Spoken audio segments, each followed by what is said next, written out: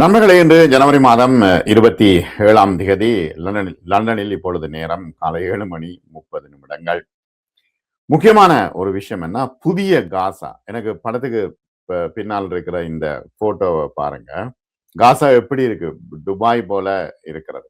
புதிய காசா.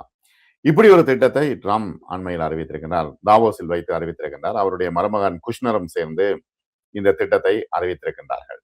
ஏன்னா அழகிய காசாவை இடித்து நொறுக்கி விட்டார்கள். 80% கட்டிடங்கள் இடித்து நொறுக்கப்பட்டு விட்டன. குடியிருப்புகள் இல்லை, ஒன்றும் இல்லை. மக்கள் டென்ல இருந்து கொண்டிருக்கிறார்கள். ஆனால் அவர்கள் யோசிக்கிறார்கள், இப்படி ஒரு பிரம்மாண்டமான ஒரு காசாவை அங்கு உருவாக்கி பலனடைய வேண்டும், பயன்பெற வேண்டும் என்று அவர்கள் தற்பொழுது யோசித்துக் கொண்டிருக்கிறார்கள். அதுதான் முக்கியமான ஒரு விஷயம். தாவோஸில் வெளியிடப்பட்ட காசாவின் புதிய காசா திட்டம் என்ன என்றுதான் நாம் இன்று பார்க்க இருக்கின்றோம்.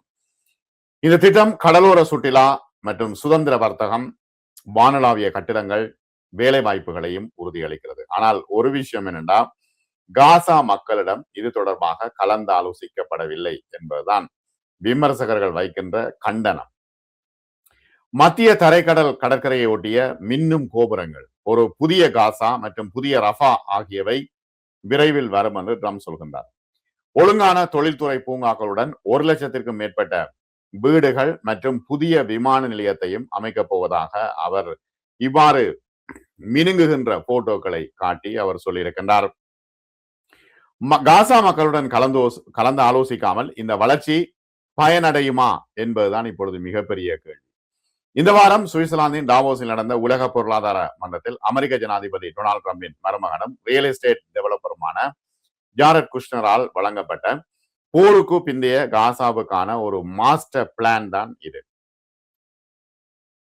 குஷ்னர் தன்னுடைய லட்சிய திட்டத்தை வெளியிட்ட பொழுது சொன்னார், வேற எதுவும் இல்லை, காசா, புதிய காசா இப்படித்தான் இருக்கும் என்று அவர் ஸ்லைட் எல்லாம் போட்டு காட்டினார். இஸ்ரேல் குண்டுவீச்சை ஆரம்பித்த நாளிலிருந்து காசா மீதான இஸ்ரேலிய இனப்படுகொலை போரில் கிட்டத்தட்ட 71,000-க்கும் அதிகமான பாலஸ்தீனியர்கள் கொல்லப்பட்டிருக்கின்றார்கள் என்று புள்ளி விவரங்கள் சொல்கின்றன. ஆயிரக்கணக்கானவர்கள் காணாமல் போயிருக்கின்றார்கள். இடிபாடுகளுக்கு அடியிலும் பல மக்கள் இறந்து போய் கிடக்கிறார்கள். அக்டோபர் 10 கடந்த ஆண்டு ட்ரம்ப் போர் நிறுத்தம் அறிவித்ததிலிருந்து 470-க்கும் மேற்பட்ட பாலஸ்தீனியர்கள் இஸ்ரேலிய படையினரால் கொல்லப்பட்டிருக்கிறார்கள். இந்த பிரச்சனையெல்லாம் விட்டுவிட்டு தற்பொழுது அவர் இந்த ஒரு புதிய காசாவினுடைய ஒரு பிம்பத்தை காட்டிக் கொண்டிருக்கின்றார். ஒரு வெளிச்சம் மாதிரி ஒரு லைட்டை காட்டிக் கொண்டிருக்கின்றார். ஆனால் இது சாத்தியமா என்கின்ற கேள்வி, விமர்சனங்கள் எழுந்த வண்ணம் இருக்கின்றன. பாலஸ்தீன பிரதேசத்தை மீண்டும் கட்டியெழுப்புவதற்கான திட்டமாக முன்வைக்கப்பட்ட ட்ரம்பினுடைய நிர்வாக முன்மொழிவு, சொத்து மற்றும் நில உரிமைகள், போர்க்குற்றங்களுக்கான நீதி, இதை பற்றி பேச இல்லை. முக்கியமான பிரச்சனைகள் குறித்து எந்த பேச்சையும் அவர் எடுக்கவில்லை. மதிப்பிடப்பட்ட கிட்டத்தட்ட 68 மில்லியன் தொன் இடிபாடுகள் அங்கு போர் குப்பைகளாக கிடக்கின்றன. 68 மில்லியன் தொன் இடிபாடுகள் இருக்கின்றன. ஆனால் பளபளக்கும் கட்டிடங்களை கட்டும் திட்டங்களுக்கு மத்தியில் அடியில ஆயிரக்கணக்கான உடல்கள் புதைக்கப்பட்டுள்ளன என்று விமர்சகர்கள் சொல்கின்றார்கள். மறுசீரமைப்பு திட்டத்தை பாராட்டிய ட்ரம்ப் டாவோஸில் நடந்த மன்றத்தில் விரிவாக பேசினார். உண்மையில் காசா போர் முடிவுக்கு வருகிறது என்று அவர் வாதிட்டார். ஆனால் வியாழக்கிழமை காசா பகுதியில் தனித்தனி தாக்குதல்களில் 2 குழந்தைகள் மற்றும் 3 பத்திரிகையாளர்கள் உட்பட 11 பாலஸ்தீனியர்களை இஸ்ரேல் கொண்டிருக்கிறது. இப்ப அவர் என்ன சொல்றாருன்னா, நான் மனதளவில் ஒரு ரியல் எஸ்டேட் நபர், இந்த வீடுகளை கட்டி கொடுக்கிற நபர், இது எல்லாம் இருப்பிடம் பற்றியது என்று ட்ரம்ப் தன்னுடைய மேம்பாட்டு திட்டம் தொடர்பாக சொன்னார்.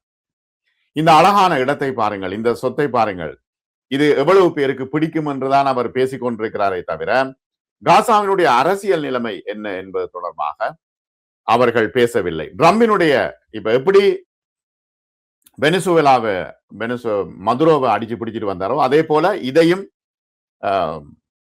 போர்ஸாக தன்னுடைய ஏகாதிபத்திய பார்வையோடுதான் அவர் பார்க்கின்றார் என்று நிபுணர்கள் கடுமையாக விமர்சித்திருக்கின்றார்கள். பாலஸ்தீனியர்களுடன் எந்த விதமான ஆலோசனையும் உள்ளடக்கப்படவில்லை, படமாட்டார். நடந்து கொண்டிருக்கும் பேரழிவுக்கு கேள்வி என்ன இல்லை. இனப்படுகொலையை முடிவுக்கு கொண்டு வருவாரா, அதுவும் சொல்லவில்லை. முதலீட்டு வாய்ப்பை மட்டும்தான் அவர் யோசித்துக் கொண்டிருக்கின்றார் என்று நிபுணர்கள் சொல்கின்றார்கள்.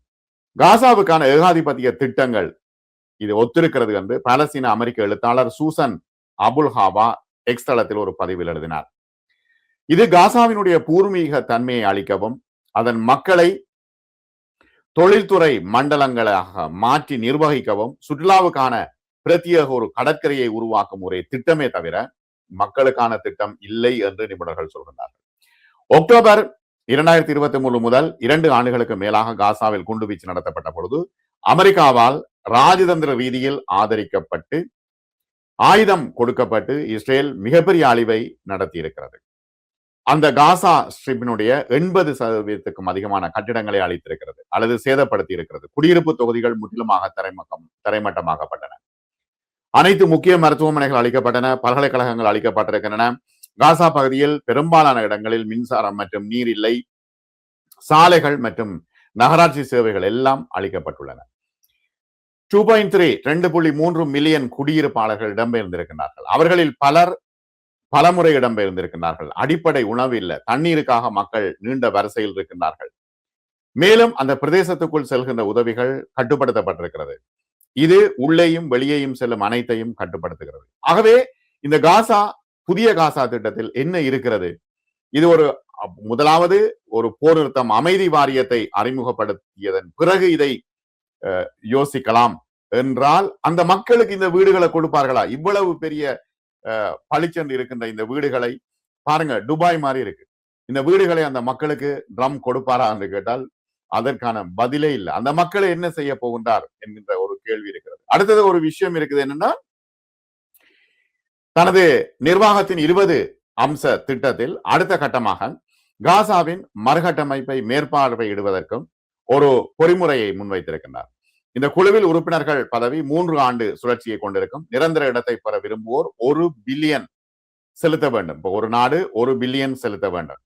ஆனால் இந்த அமைதி வாரியத்திற்கான 11 பக்க சாசனத்தில் காசா பற்றி எதுவுமே குறிப்பிடவில்லை. அவர்கள் என்ன சொல்கின்றார்கள்? ரியல் எஸ்டேட்டை கட்டி மிகப்பெரிய துபாய் மாறி அல்லது ரியாத் மாறி, இங்க லண்டனை போல அமெரிக்காவை போல ஒரு ஒரு ஒரு கடற்கரை ஓரமான ஒரு மிகப்பெரிய கட்டுமானங்களை கட்டி அதை விற்கிறதுக்கு தான் அவர்கள் யோசிக்கின்றார்களே தவிர அந்த மக்களை பற்றி யோசிக்கின்றார்கள் இல்லை. இப்ப 2024 ஆண்டு போருக்கு மத்தியில் காசாவின் பொருளாதாரத்தின் அளவு 362 மில்லியனாக சரிந்திருக்கிறது. 2035 ஆண்டுக்குள் காசாவின் மொத்த உள்நாட்டு உற்பத்தியை ஜிடிபியை 10 பில்லியன் டாலராக உயர்த்துவதற்கான கணிப்புகள் அவர் செய்கிறார். 5 லட்சம் பேருக்கு வேலைகள் கொடுக்க போறாராம். நவீன பயன்பாடுகள் அங்க இருக்குமாம். பொது சேவைகளுக்கு 25 பில்லியன் முதலீடு செய்ய போகின்றாராம். ஆகவே யார் நிதியை அளிப்பார்கள் என்று குஷ்னர் அங்கு குறிப்பிடவில்லை. அமைதி என்பது ஒரு வணிக ஒப்பந்தத்தை விட வேறு ஒப்பந்தம் என்று அவர் குறிப்பிட்டிருக்கின்றார்.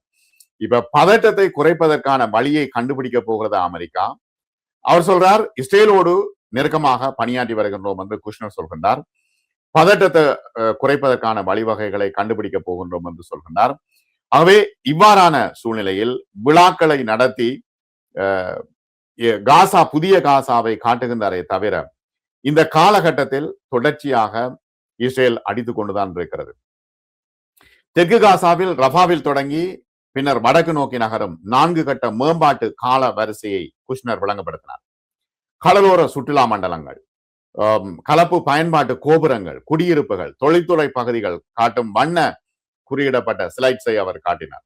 ஆகவே ட்ரம்பினுடைய மறுகட்டமைப்பு திட்டத்தின் முதல் கட்டம் காசாவின் தெற்கு பகுதியான ரஃபாவிலும் ஹான்யூனிஸிலும் சில பகுதிகளை ஆரம்பிக்க இருப்பதாக சொல்கின்றார்கள். 2ஆம் கட்டம் ஹான்யூனிஸின் மற்ற பகுதிகளையும், 3ஆம் கட்டம் சென்ட்ரல் காசாவில் அகதி முகாம்களை உருவாக்குவதை நோக்கமாக கொண்டிருக்கிறது. அங்க மக்களை கொண்டே போட்டுட்டு அதற்கு பிறகு காசா நகரத்தை அவர்கள் உருவாக்க போகின்றார்கள் என்று சொல்கின்றார்கள். ஆகவே இந்த திட்டம், இந்த நிர்வாக திட்டம், ரம்பினுடைய இந்த வரைபட திட்டம் கிட்டத்தட்ட முழு கடல் பரப்பையும் 180 வானளாவிய கட்டடங்கள் உள்ளடக்கிய கடலோர சுற்றுலா மண்டலமாக குறித்து கொண்டிருக்கிறது. ஆகவே அந்த மக்களினுடைய வாழ்வு என்ன, அவர்களுக்கான அடுத்த கட்டம் என்ன என்பது இல்லை.